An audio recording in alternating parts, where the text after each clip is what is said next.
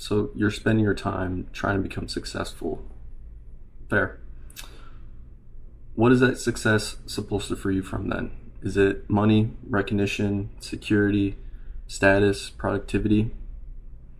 According to Naval Ravikant, eventually you'll begin treating movement itself as progress. By the time one finally arrives where they were trying to go, you realize the structure of their life still feels almost identical. Naval Ravikant is not necessarily obsessed with money itself. He's obsessed with freedom.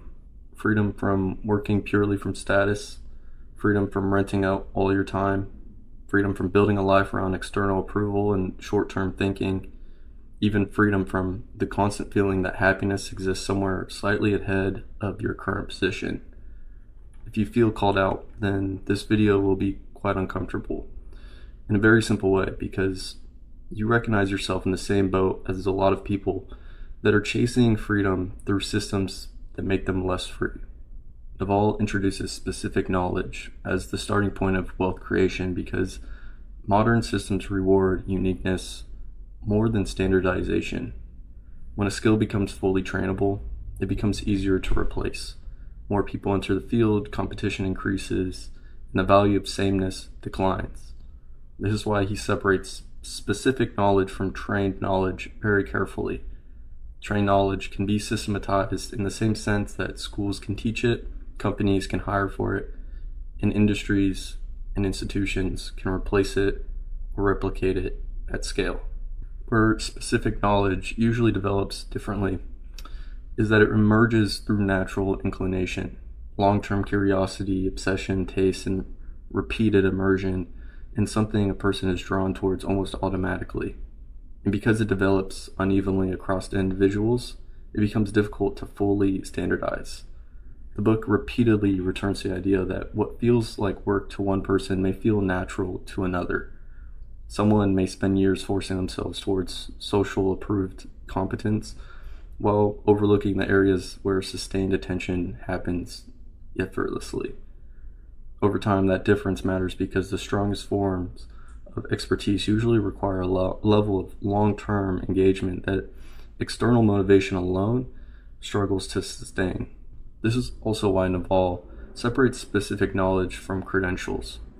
Schools can train people for standardized competence, but they cannot mass produce originality, communication style, entrepreneurial instinct, or the unusual combination that emerges when someone spends years deeply interested in a specific area. And the modern economy increasingly rewards those combinations. The book uses examples like coding, media, entrepreneurship, and content creation because scalable systems amplify individuality more directly than older industrial systems did. Someone who develops a perspective, skill set, or way of building that is difficult to replicate structurally gives themselves leverage almost automatically because fewer people can compete in exactly the same way.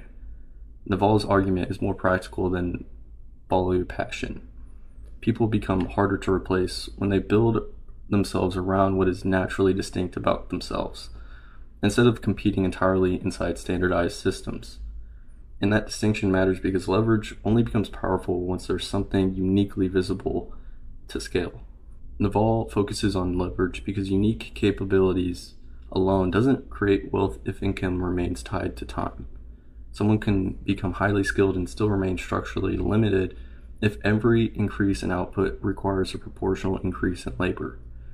The book separates leverage into labor, capital, code, and media. Labor and capital are older forms. Code and media matter more to Naval because they scale without requiring permission. Software can be written once and distributed endlessly. Media can be created once and consumed repeatedly. The same effort continues producing value long after the original work is finished. This changes how wealth is created because modern systems reward scalability more than raw effort alone. And that creates an important distinction throughout the book, that wealth is not primarily built through renting time. It's built through ownership, equity, systems, and assets that continue working independently of direct labor. Someone selling hours may increase income temporarily, but the structure itself remains linear. while leverage creates nonlinear results. The reason Naval emphasizes the internet repeatedly is because distribution is now widely accessible. Individuals no longer need large institutional infrastructure to reach audiences, build products, or scale ideas, which means people with specific knowledge can apply leverage directly instead of remaining dependent on traditional gatekeepers.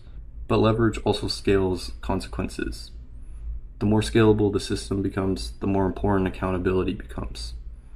Because trust determines who gets access to leverage in the first place. Society rewards accountable people with capital, opportunity, equity, and distribution because people trust them with larger outcomes. Putting your name on something publicly increases both upside and responsibility at the same time. Since stable systems distribute responsibility while leverage concentrates it, many people avoid that exposure instinctively. The point really being made is that freedom increases when value can continue being produced without requiring constant resubmission of time in exchange for income. As leverage increases, judgment becomes more important than effort because scalable systems amplify decisions. A poor decision inside a small environment may remain contained, but the same decision operating through capital, media, or ownership can expand quickly. This is why Naval places so much emphasis on judgment rather than intelligence alone. Intelligence can process information quickly while still producing reactive or short-sighted decisions. Judgment is closer to seeing consequences clearly before acting. The book repeatedly frames this through long-term thinking, evaluating second-order effects and avoiding obvious mistakes. Naval even argues that if someone cannot decide clearly on an important decision, the answer is often no, because confusion itself usually signals unresolved risk. And this matters because modern systems increasingly reward decision quality over repetitive labor. Labor gets automated, processes get standardized, but judgment becomes more visible and valuable because scalable environments still require people capable of navigating uncertainty, making decisions under incomplete information, and understanding consequences before and beyond immediate results. This is where Naval introduces mental models as ways of understanding how systems behave. Economics explains incentives, evolution explains competition and adaptation, and game theory explains strategic behavior. The point is improving decision quality. Because in Naval's framework, wealth increasingly flows towards people trusted to make good decisions under uncertainty. Unlike labor, judgment compounds. Someone with strong judgment then makes better decisions repeatedly across business, relationships, investments, and long-term positioning. Over time, those decisions begin shaping the entire structure of their life. Long-term thinking is repeatedly returned to because most meaningful outcomes compound slowly before they become visible. Wealth, reputation, relationships, and knowledge are all able to compound, but people naturally focus on immediate feedback, which makes long-term systems psychologically difficult to sustain. This becomes even harder in environments built around speed. Constant simulation then condition people towards short-term reinforcements. When results don't arrive quickly, people often assume the process itself is failing. But compounding rarely feels dramatic in the beginning. This is why Naval emphasizes long-term games with long-term people. Trust, reputation, and meaningful collaboration strengthens through continuity. The longer someone can remain aligned with valuable systems, the more asymmetrical the returns eventually become. And this connects directly back to specific knowledge. People cannot usually sustain long-term engagement through external motivation alone. Genuine interest matters because compounding requires consistency over years. Visible outcomes often appear sudden from the outside, even though they were built through long periods of relatively invisible accumulation. By the time compounding becomes obvious, much of the important work has already happened quietly. Still, Naval doesn't frame patience as passive waiting. Long-term thinking only works when direction is sound. Compounding amplifies systems over time, which means that good decisions become more visible and bad decisions become more costly the longer they continue. So the point is remaining committed to systems worth compounding in the first place. Naval separates wealth from status very directly because the two operate according to completely different incentives. Wealth is assets that earn while you sleep from systems that continue producing value without requiring direct labor, while status is social ranking. And although people often confuse the two, the book argues that they frequently move in opposite directions, in the sense that wealth creates more independence over time while status pulls dependency from recognition of other people.